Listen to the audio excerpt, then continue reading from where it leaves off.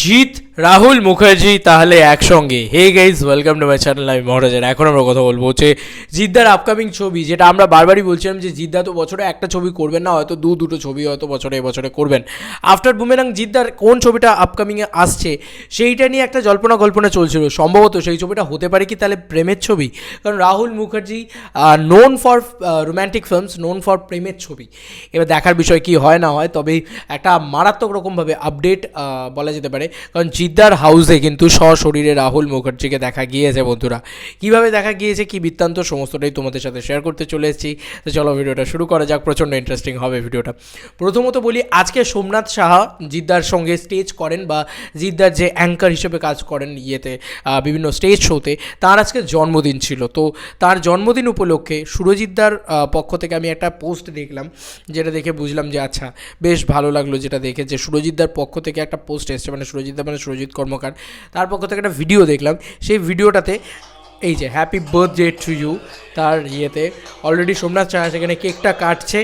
এবার এখানে জিদ্দাকে দেখতে পাবে তোমরা কিছুক্ষণ বাদেই, এবং তারপরে তোমরা একটা অদ্ভুতভাবে আরেকজনকে দেখতে পারবে সারপ্রাইজিংলি, যেটা জিদ্দার হাউসে কিন্তু পাওয়া উচিত না। এই যে রাহুলদা, ভালো করে লক্ষ্য করে দেখো, রাহুলদাকে কিন্তু দেখা যাচ্ছে, মানে জিদ্দার হাউসে রাহুল মুখার্জিকে দেখা যাচ্ছে।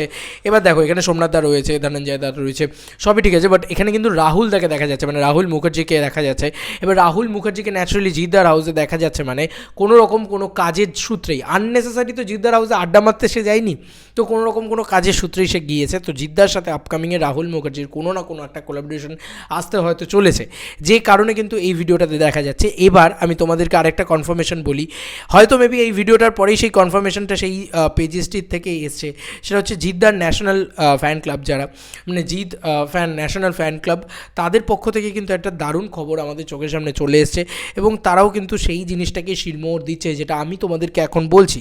তো এটা একটা সত্যি কথা বলতে কি খুবই ভালো দিক। তো অলরেডি এই যে এই খবরটা তারা পোস্ট করে ঠিক 2 ঘন্টা আগে, এবং এই ভিডিওটার সময়ই হয়তো পোস্ট করেছে ভিডিওটা দেখার পরেই, যে সব ঠিক থাকলে জিদ্দার আগামী ছবি হতে চলেছে কিশমিশ খ্যাত পরিচালক রাহুল মুখার্জির সাথে, মানে এবার দেবদার পরিচালকের সাথে জিদ্দা, এইটা বলা যেতে পারে। এবং রাবণ ভার্সেস কিশমিশ তখন হয়েছিল, দুটো ছবি ব্যাপক বিজনেস করে, কোনো রকম কোনো একটা ছবিকে কাদা ছোড়াছুড়ি করেনি, এবং সেই কিশমিশ খ্যাত পরিচালক কিন্তু অলরেডি জিদ্দার সাথে কাজ করতে চলেছেন। এবং রাহুলদার যদি ট্র্যাক রেকর্ডের কথা আমরা বলি, তাহলে কিন্তু তার পরবর্তী যে ছবি দিলখুশ, এই ছবিটা কিন্তু ফ্লপ, কিন্তু কিশমিশ সুপারহিট।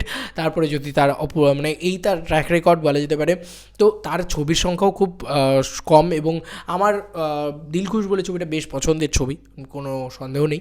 এবং তার সঙ্গে সঙ্গে আমি এইটুকুই বলবো যে রাহুল দা না, মানে ভালো ডিরেক্টর, একজন খুব সুন্দরভাবে নিপুণ হস্তা, একদম সুন্দর প্রেমের ছবি ডিজাইন করতে পারে, একদম ওই বলে না ইয়াংস্টার্সদেরকে হলে নিয়ে আসার সম্ভাবনা রাহুলদার প্রচণ্ড পরিমাণে প্রবল আছে। দেখার বিষয় এই ছবিটা কবে আসে, বা আদপেও কি আসে, জিদ্দার সাথে রাহুল মুখার্জির কোলাবোরেশন হয় কিনা।